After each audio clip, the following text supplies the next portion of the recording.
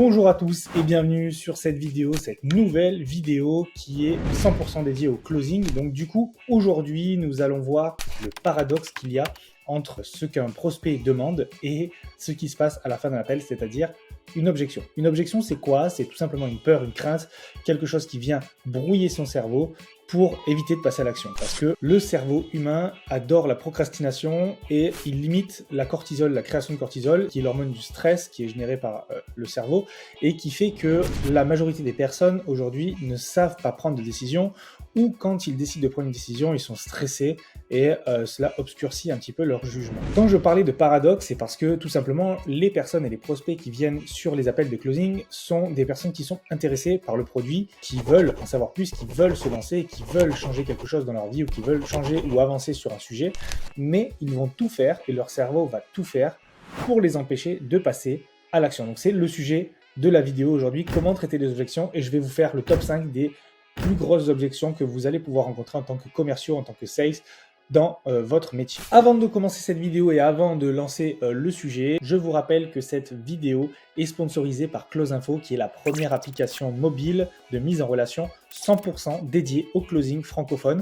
Donc si vous êtes closer, si vous êtes infopreneur, vous pouvez vous rejoindre sur la plateforme, voir les stats, voir les posts qui vous intéressent, ce qui va être le plus intéressant pour vous. En tant qu'infopreneur, ça va être de voir le taux de commission du closer, de voir un appel de closing qui a été fait, de voir une présentation du closer. Ça vous fait gagner du temps sur votre onboarding.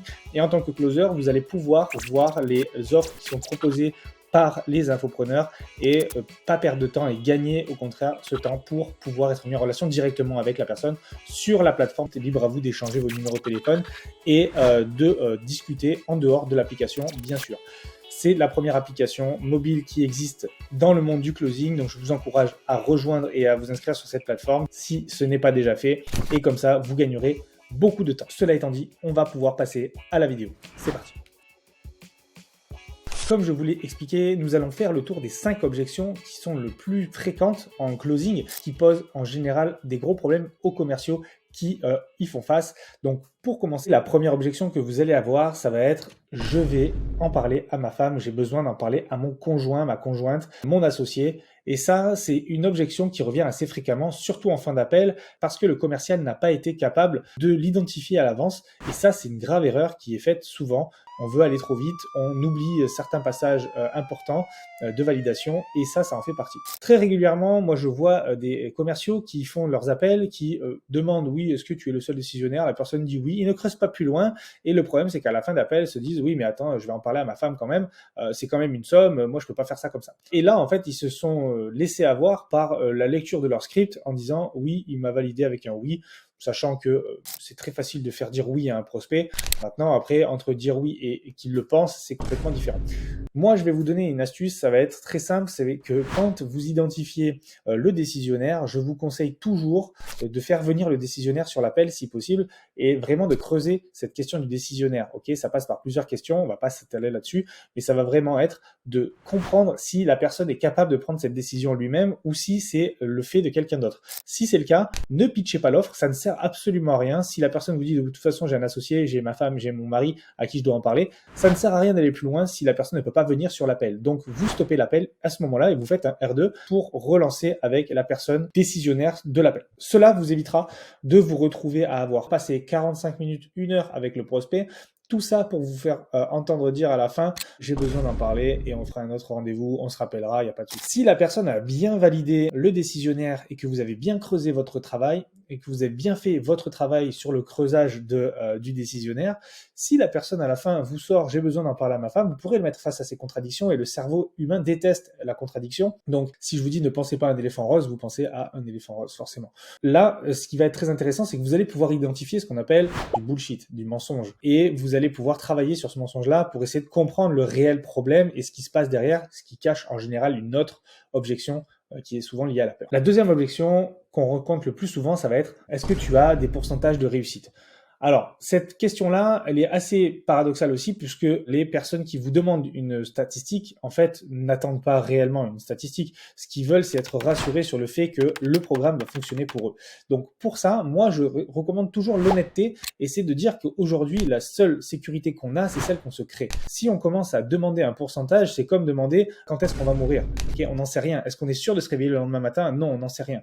Donc, demander des garanties dans la vie, c'est un petit peu comme demander d'être immortel. Ça n'existe pas. Ce n'est pas possible. En revanche, vous pouvez mettre ce qu'on appelle un petit point d'accès dans la tête de la personne en lui disant « Écoute, moi, je peux te donner une statistique qui est très importante. Ça va être que 100% des personnes qui se sont données à fond sur le programme et qui ont suivi ce programme à 100% ont eu du résultat et qui se sont donné les moyens. Maintenant, je peux te donner la statistique inverse qui dit que 100% des personnes qui n'ont pas ouvert le programme, qui ne sont pas allées au bout et qui n'ont pas fait les démarches, n'ont pas réussi et les 100% des personnes qui ont abandonné ont échoué. » Donc maintenant, ça te donne un petit peu une idée de si tu vas réussir ou pas. Est-ce que toi, aujourd'hui, tu es capable de te donner à 100% et que tu es prêt à vraiment faire ce qu'il faut pour réussir? On en a vu ensemble tout à l'heure.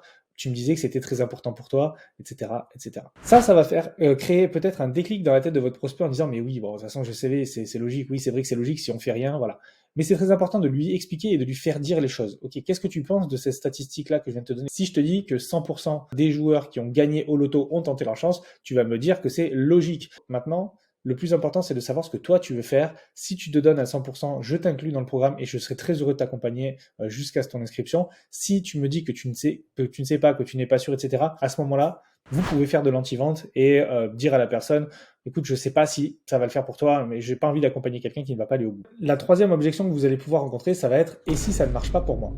Et si ça ne marche pas pour moi, le prospect va vous le dire assez facilement, puisqu'il a toujours peur, et ça, c'est ce qui découle très régulièrement de « je vais demander à ma femme » ou « est-ce que tu as une statistique ?» Et ça vient logiquement dans cette phase-là de l'appel en vous demandant « je ne sais pas si je vais réussir à faire ce programme ». Maintenant, vous avez la possibilité de traiter cette objection assez facilement en lui donnant et en lui exposant des faits assez simples ou en lui envoyant, par exemple, si vous lui avez envoyé des témoignages de personnes qui sont dans sa situation et qui ont les mêmes réussites, enfin qui ont les mêmes objectifs que lui, vous avez la possibilité de traiter ça assez facilement. Maintenant, le fait d'avoir peur et de ne pas savoir si la personne est capable de, vous pouvez lui poser cette question-là. Qu'est-ce qu'il te faut toi aujourd'hui dans la formation? La personne va vous énumérer ce qu'il faut.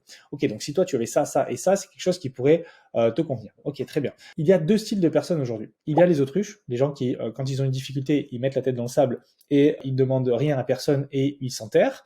Ou alors il y a des deuxièmes personnes qui ont payé pour un programme, payé pour un accompagnement et qui, quand ils ont un problème ou une question, ils lèvent la main et demandent de l'aide à la personne qu'ils ont payé pour ça. Quelle personne es-tu? Et là, la personne va vous dire sans broncher quelle est la deuxième personne. Si une personne vous dit qu'elle est une autruche, bon, laissez tomber. Maintenant, si la personne vous dit je suis effectivement comme la deuxième personne, vous dites ok. Donc si tu as un accompagnant, que tu as tout ce qu'il faut dans la formation, que dès que tu as une difficulté, tu lèves la main et tu n'hésites pas à nous poser la question pour qu'on vienne à ton aide, qu'est-ce qui pourrait faire que ça ne marche pas pour toi? Et là, très régulièrement, vous allez démonter cette objection assez facilement. Après, il y a d'autres techniques à faire, on ne va pas s'étaler sur le sujet.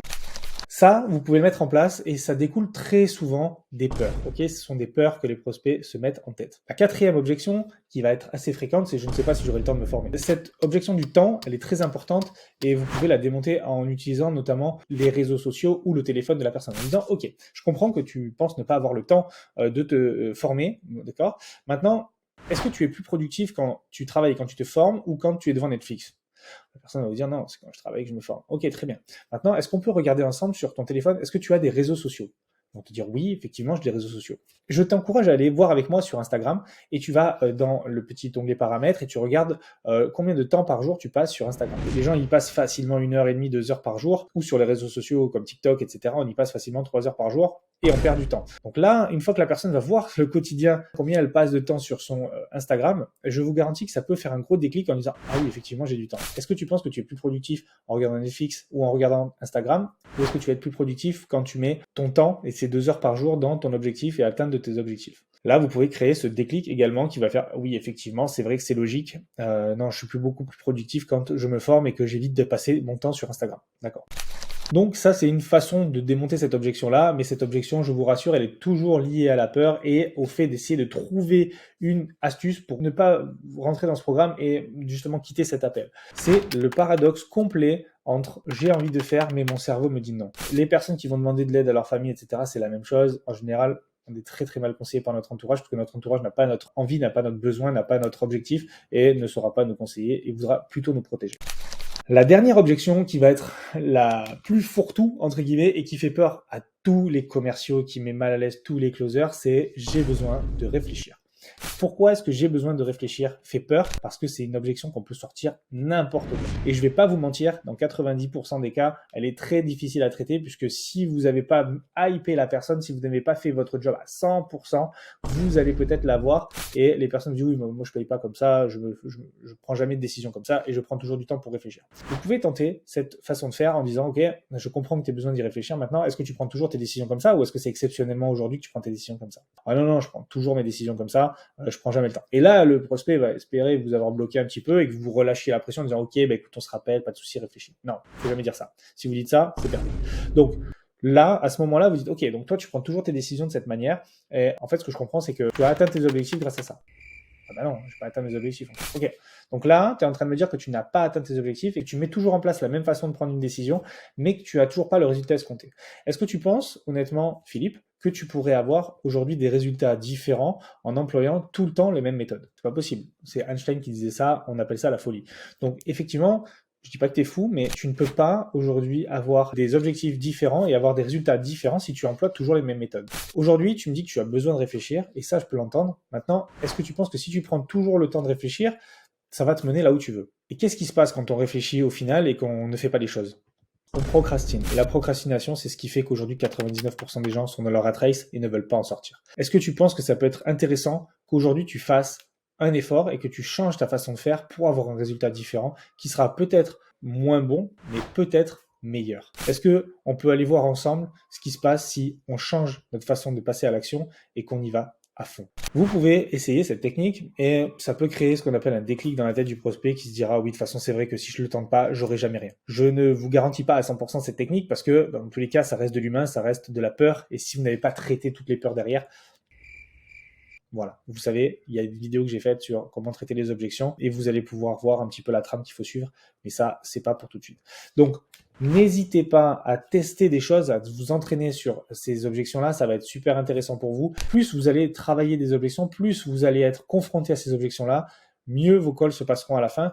Et le but étant de ne jamais avoir cette objection-là en fin d'appel. Ok, il faut toujours avoir des objections pendant l'appel, à traiter pendant la collecte d'infos, mais évitez au maximum d'avoir des objections à la fin, après l'annonce tarif, parce que là, vous faites remonter le stress, vous faites baisser la motivation, et ce qui se passe, c'est que la personne va se renfermer sur elle-même et vous l'aurez perdu.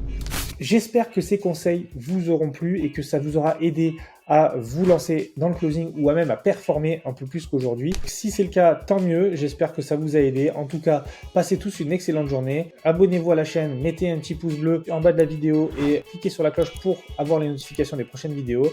Et je vous dis à très bientôt. Salut à tous.